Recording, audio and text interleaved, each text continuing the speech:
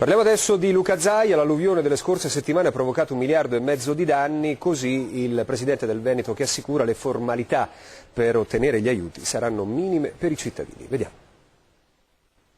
Il miliardo di euro verosimilmente viene confermato da 3 linee di investimento. La prima che è quella dei danni agli alluvionati, quindi alle abitazioni e alle aziende. La seconda che è quella del recupero delle infrastrutture danneggiate, quindi mi riferisco agli argini che se ne sono andati con l'alluvione. La terza è quella delle grandi opere che servono ai territori per non aver più le alluvioni. Questo è tranquillamente 1 miliardo. I tempi dettati dall'ordinanza sono chiari, 45 giorni dalla pubblicazione sulla Gazzetta Ufficiale, il che significa che la prima fase è già iniziata, che è quella della stima dei danni e soprattutto delle necessarie opere per mettere in sicurezza i territori.